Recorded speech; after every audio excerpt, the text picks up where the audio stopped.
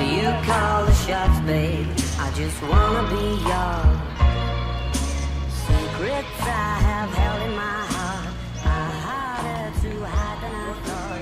Maybe I just wanna be yours. Depuis mon dernier voyage en terre italienne, je m'interroge sur notre véritable rôle. Je pense qu'il serait intéressant de comprendre le sens moral de notre histoire pour en déduire une destinée. Pour cette nouvelle aventure, je serai accompagné d'une amie qui, elle aussi, a déjà exploré d'autres cultures. Un nouveau périple est annonciateur de nouvelles réflexions. Nombreux sont celles et ceux qui m'ont questionné ces dernières semaines au sujet de multiples concepts, que ce soit le bonheur, la sagesse ou encore l'avenir. La question du but de la vie n'est pas nouvelle. Depuis des millénaires, de nombreuses personnes se sont penchées sur ce sujet sans qu'une définition simple et claire n'ait encore émergé. Prétendre répondre objectivement à cette question serait excessivement prétentieux. En réalité, la réponse devrait être une synthèse des expériences et analyses de chacun. Ainsi, je préfère voir cette réponse comme une approche vers une solution, une sorte de base, car toute argumentation resterait subjective. Pour aborder cette énigme, il est crucial de définir le point de vue sous lequel la question est posée. En effet, la simple question « quel est le but de la vie ?» n'a pas beaucoup de sens sans préciser le contexte. Il faut choisir un angle, individuel ou collectif, naturel ou culturel. Au niveau individuel et culturel, notre objectif est d'atteindre nos buts personnels, fixés par la culture sociale dans laquelle nous évoluons. Cela reste subjectif. Au niveau collectif et culturel, nous devons œuvrer pour répondre aux attentes de la société, établies selon des normes constitutionnelles, contribuant ainsi à l'ascension de cette société. Cela reste également subjectif. Au niveau individuel et naturel, notre but se résume au bonheur, agir de manière à être heureux. Chaque action, même tragique, tend vers le bonheur. Le suicide, par exemple, peut être vu comme un pas vers le bonheur, en tentant de mettre fin à une souffrance. Enfin, au niveau collectif et naturel, notre but est d'assurer la pérennité de notre espèce et de remplir notre rôle dans la chaîne alimentaire.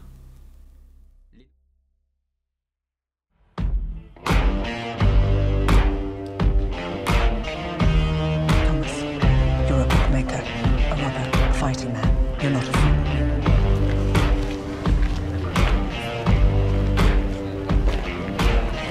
Thomas Shelby is now in the beginning. The middle and the end of your mission. Have you got color in your cheeks? You ever get that feel that you can't shift, the tide that sticks around like summits in your teeth? Are there some aces up your sleeve? Have you no idea? I dreamt about you nearly every night this week. How many secrets can you keep? Cause there's this tune I found that makes me think of you somehow when I play it on repeat.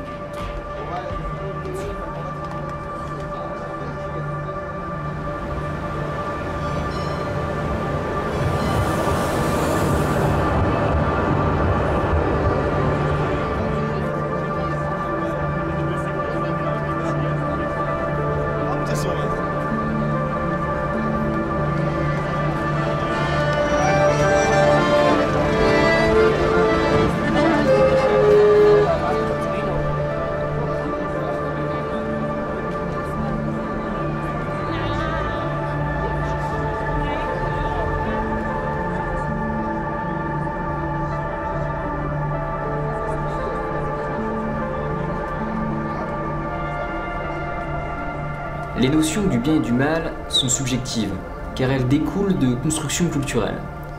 Autrefois, un scientifique était celui qui explorait et menait des recherches expérimentales pour inventer ou découvrir. Aujourd'hui, c'est celui qui met en garde. Science sans conscience n'est que ruine de l'âme, comme le disait l'écrivain français François Rabelais. Par ailleurs, un adage souligne que la sagesse se distingue de l'intelligence par la capacité d'analyse. Autrement dit, L'homme intelligent résout des problèmes que l'homme sage a su éviter. Il est donc essentiel d'adopter une attitude philosophique en science et vice-versa.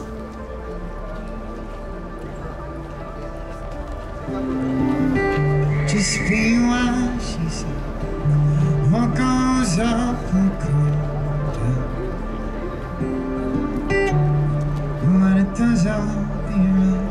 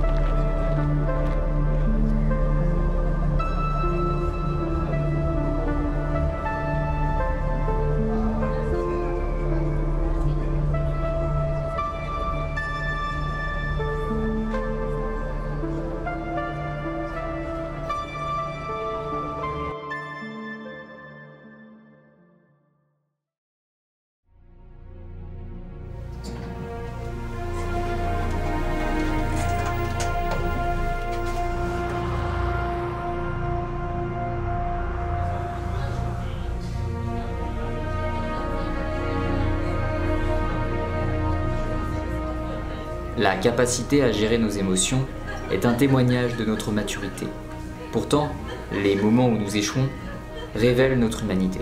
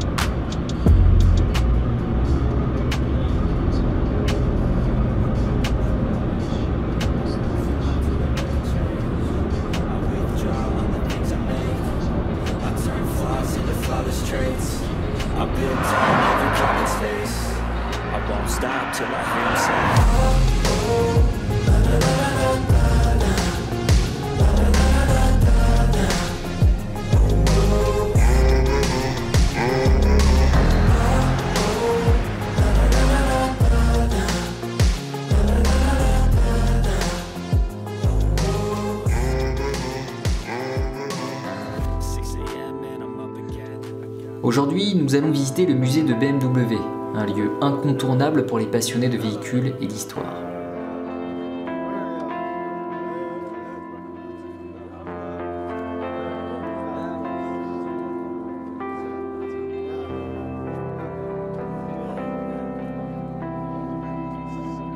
Le musée BMW de Munich se trouve juste en face du BMW Welt.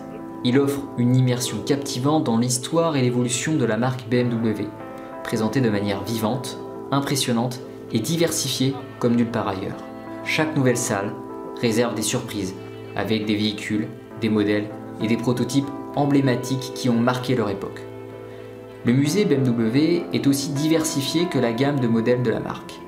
On y découvre des expositions temporaires sur divers thèmes, ainsi qu'une exposition permanente et impressionnante qui retrace 100 ans d'histoire du groupe BMW.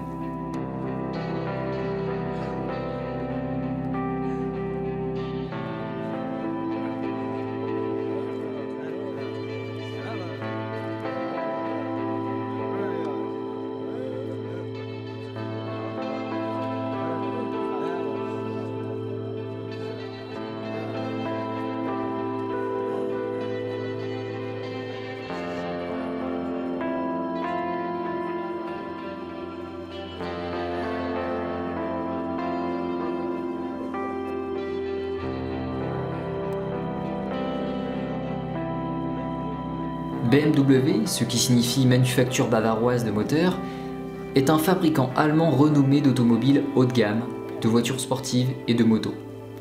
Initialement spécialisée dans la production de moteurs d'avion, l'entreprise a été fondée en 1916. Aujourd'hui, la marque BMW fait partie du groupe BMW qui inclut également les Mini et Rolls-Royce.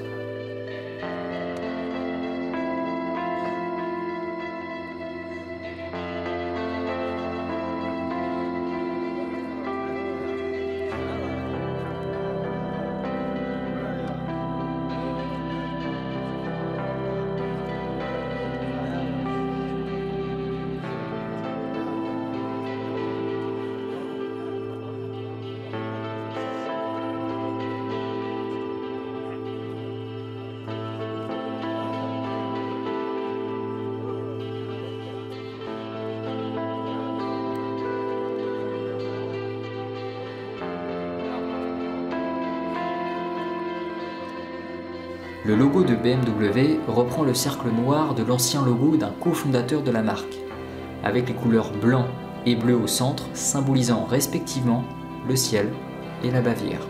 En 1917, les dirigeants ont choisi d'utiliser les couleurs bavaroises. Cependant, pour éviter toute controverse avec la monarchie centralisatrice de l'époque, les couleurs ont été inversées, plaçant le bleu avant le blanc. En 1929, 12 ans après la création du logo BMW, une publicité a associé les quartiers blancs à une hélice en rotation. Bien que l'hélice ne soit pas à l'origine du logo, cette interprétation a perduré grâce aux avantages perçus par les services de marketing de BMW.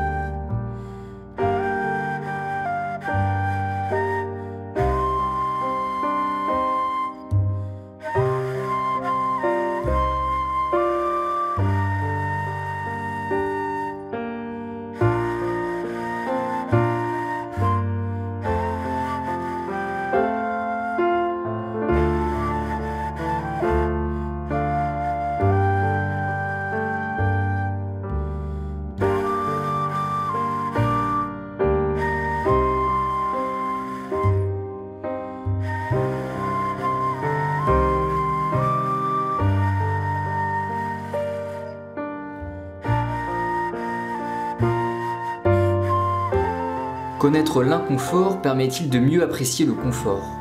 Il est évident que le secret du bonheur réside dans l'esprit. Considérer la notion de contraste ou le fait d'avoir traversé des épreuves permet d'apprécier sa propre situation, simplement par effet de comparaison. Ainsi, la clé de la liberté pourrait également se retrouver dans l'esprit, plutôt que dans une construction matérielle.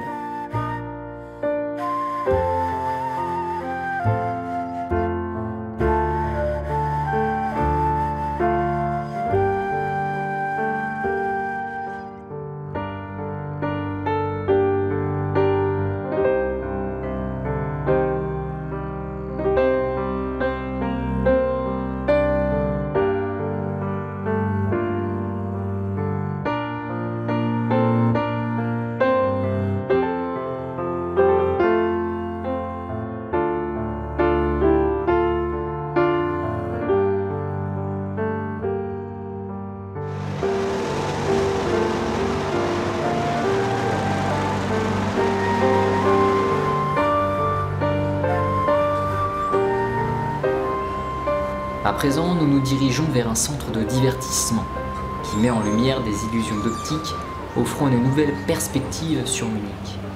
En bref, le Magic Bavaria est une expérience fantastique et innovante pour la ville. Que vous soyez jeune ou moins jeune, un touriste ou bien une personnalité, l'objectif de cet endroit est d'inspirer chacun tout en donnant du plaisir et des illusions.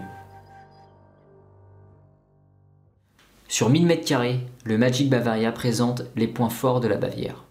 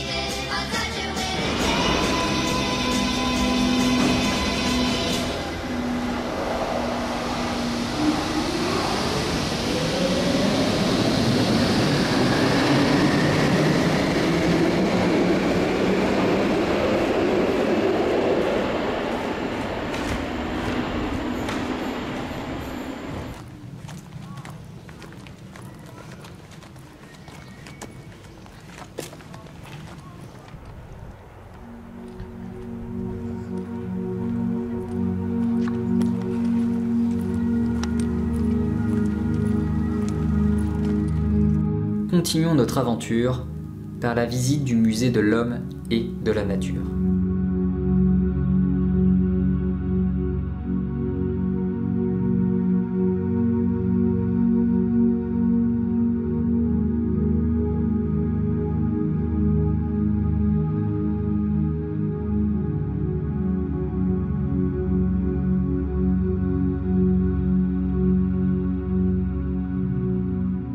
En 2006, le musée a accueilli le corps empaillé et monté de l'ours Gigi-1, également connu sous le nom de Bruno dans la presse germanophone. Cet ours brun avait été abattu par un chasseur par mesure de sécurité publique après plusieurs tentatives infructueuses pour le capturer vivant. Cet ours faisait partie d'un programme de restauration de la faune en Italie, mais a traversé l'Autriche pour pénétrer en Allemagne. Il a été exposé à côté du dernier ours précédemment abattu en Bavière, soit en 1835.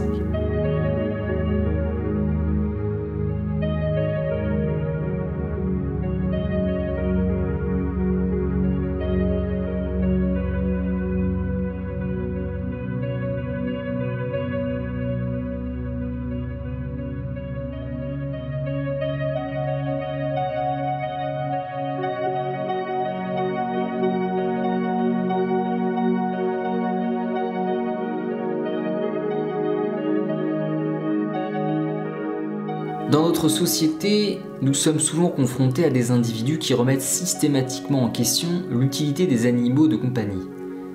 Selon eux, ces animaux ont été créés pour servir l'homme, ce qui rend leur origine moralement douteuse et contraire à l'éthique.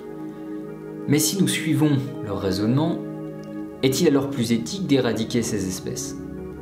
Si l'on applique ce critère à des individus ou à des espèces ayant une origine moralement douteuse, ne devrait-on pas également l'appliquer aux groupes ethniques différents du nôtre, aux humains? Vous pourriez objecter que vous ne voyez pas le lien entre un chien et un humain. Cependant, si l'on se réfère à nos connaissances en biologie, il est établi que l'homme, tout comme le chien, appartient au règne animal. Le chien appartient à l'ordre des carnivores et à la famille des canidés, tandis que les hommes, à la peau blanche, et ceux à la peau noire, sont tous deux des primates appartenant à la famille des hominidés. Dans certaines parties du monde, la présence d'hommes à la peau noire au sein des cultures d'hommes à la peau blanche trouve son origine dans l'histoire de l'esclavage. Il est peu probable qu'Abraham Lincoln ait eu pour intention de renvoyer les hommes de couleur sur le continent africain. Au contraire, son objectif était plutôt de les intégrer dans la culture américaine et de leur accorder la même considération que les hommes à la peau blanche.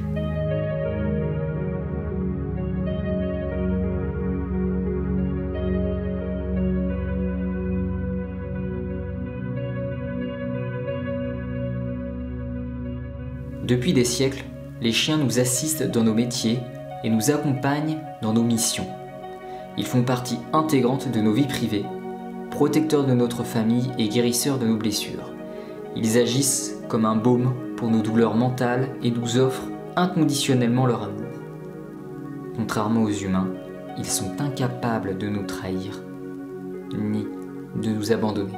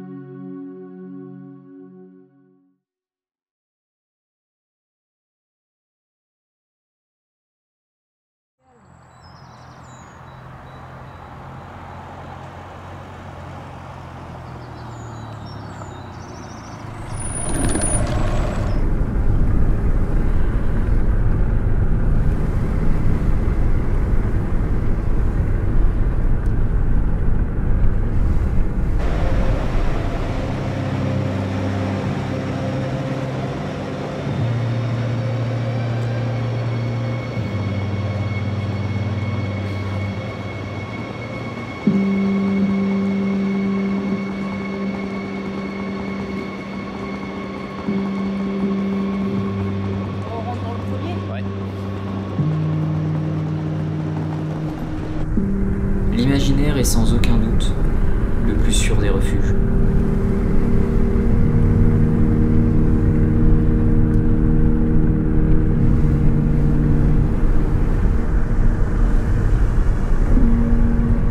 Il est maintenant l'heure pour nous de poursuivre notre voyage en terre voisine.